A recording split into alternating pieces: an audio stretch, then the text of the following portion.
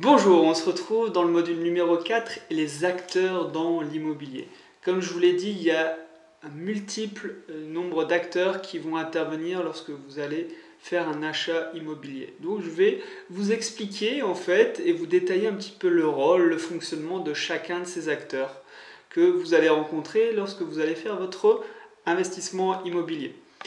Le premier acteur le plus important, ou un des plus importants, en tout cas celui auquel on pense le plus tout de suite, c'est le vendeur, celui qui vend le bien. Alors, on va penser à soit passer par une agence immobilière, soit par un particulier. Alors, j'ai voulu vous apporter des statistiques un petit peu en la matière. Par exemple, les statistiques montrent que 68% des ventes réalisées dans l'immobilier sont faites avec une agence, seulement 19% avec des particuliers et 13% via la famille ou via le notaire. Donc la famille, c'est la famille qui vend et dont l'offre n'est pas parue sur Internet.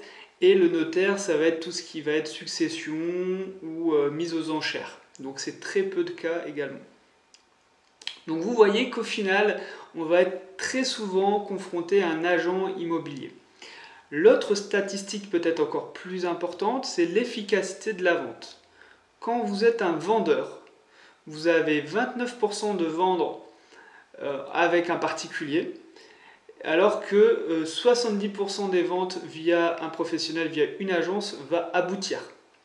Donc c'est énorme la différence. Donc 30% ou 70%, je le répète, c'est 30% de réussite. Donc 3 ventes sur 10 vont aller au bout quand un vendeur va vendre à un particulier, en tant que particulier, et 70% quand le vendeur va passer par un professionnel.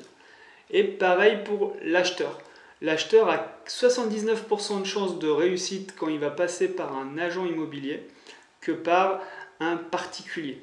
Ça veut dire que, tout simplement, pour moi, l'efficacité des agents immobiliers est avérée. Il y a beaucoup plus de chances quand on se met d'accord sur un prix d'aller au bout de la vente. Donc pour nous, en tant qu'investisseurs, je vais vous privilégier quand même de passer par des agents immobiliers. On va voir pourquoi, mais je vais vous privilégier ça déjà parce que le taux de réussite est bien plus élevé. Qui dit taux de réussite plus élevé dit temps inférieur à passer à visiter des biens immobiliers.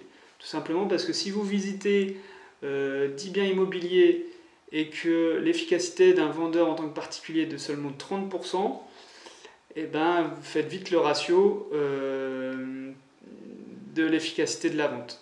Donc quand je parle d'efficacité, ça ne veut pas dire non plus que 3 ventes sur 10 entre particuliers vont se conclure. Hein.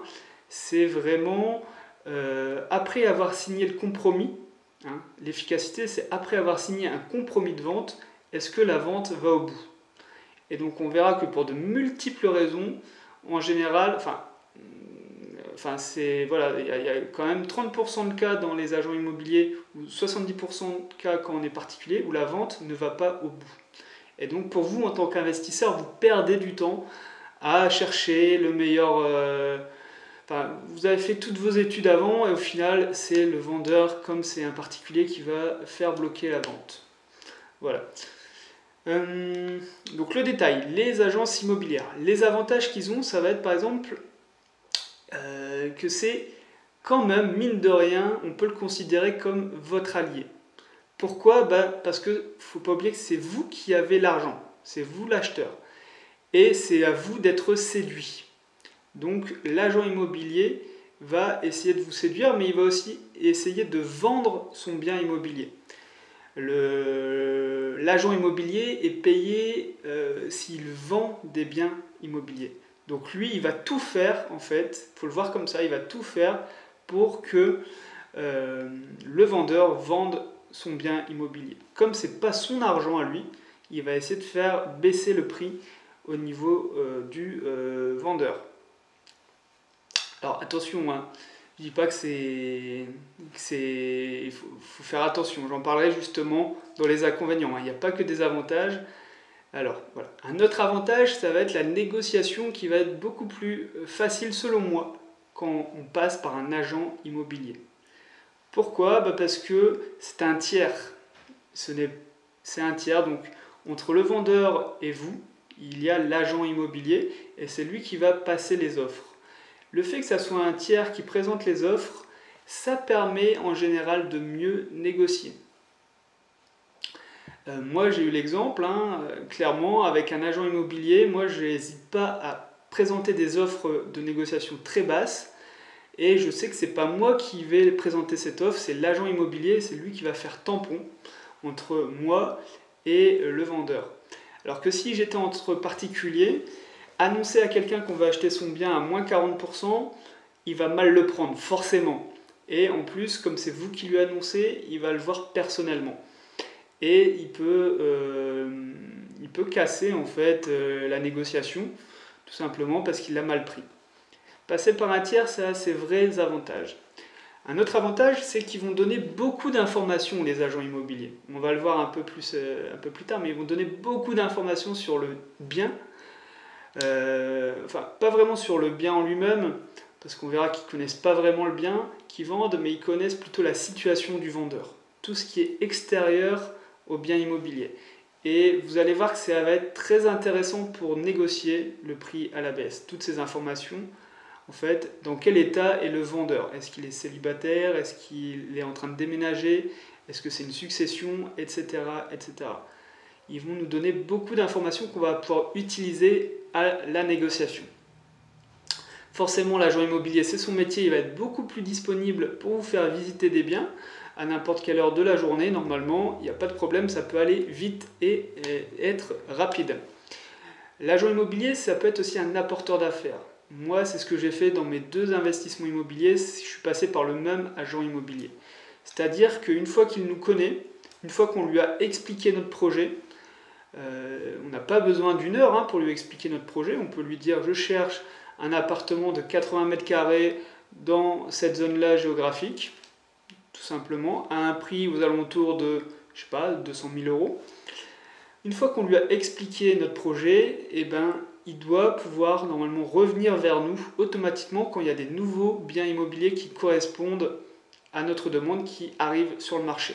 Comme ça nous évite de checker les annonces immobilières tous les jours et d'être prévenu trop tard d'un bien immobilier intéressant. Ça vous est déjà peut-être arrivé, vous voyez une belle annonce à un prix qui semble correct, au bon endroit, mais malheureusement c'est déjà vendu. C'est peut-être parce que l'agent immobilier a déjà un contact d'investisseur, un carnet de contacts, et qu'il a proposé ce bien, et forcément les premiers arrivés sont les premiers servis. Voilà. Les inconvénients d'une agence immobilière, c'est qu'ils ne connaissent pas vraiment le bien immobilier. C'est-à-dire qu'ils sont là pour vendre. Ce sont des agents commerciaux, ils ne connaissent pas tout ce qui est plomberie, ils ne connaissent pas tout ce qui est toiture, ils connaissent pas grand-chose en fait dans l'immobilier, ils sont là pour vendre, ce sont des commerciaux. Voilà, ça c'est un petit problème, donc ne les écoutez pas là-dessus. Vérifiez par vous-même. Ensuite, le prix de vente va être plus élevé quand on passe par une agence. Forcément, il y a des frais d'agence à payer. L'inconvénient, c'est qu'il est aussi prêt à tout pour vendre. Donc, ça se corrèle avec le fait qu'il soit votre allié, mais en même temps, il a envie de vendre à tout prix parce que quand il vend, il gagne sa commission. Donc ça aussi, il faut en avoir conscience.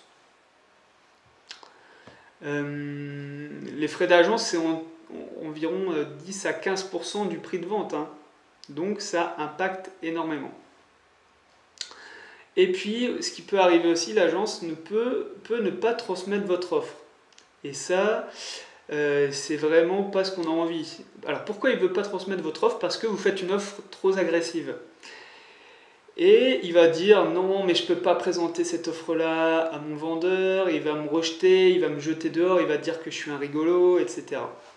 Donc il va essayer de se protéger lui en disant qu'il ne peut pas transmettre votre offre. Alors déjà, sachez qu'il est obligé de transmettre une offre que vous allez lui faire. Il est obligé de la transmettre au vendeur, c'est dans son travail, c'est un mandat de vente l'oblige à présenter une offre au vendeur. Il faut essayer de lui faire comprendre Donc les solutions pour qu'il présente quand même votre offre, hein, c'est de lui envoyer un recommandé avec l'offre et aussi de prévenir le vendeur. Si vous avez visité le bien et que le vendeur était présent, eh ben, il ne faudra pas hésiter à retourner voir le vendeur, le particulier, en lui annonçant un petit peu naïvement, hein, vous pouvez le faire un petit peu naïvement, est-ce que l'agence vous a bien présenté mon offre? Quelque chose comme ça. Voir un petit peu ce qu'il dit. Est-ce que vous avez été au courant de mon offre?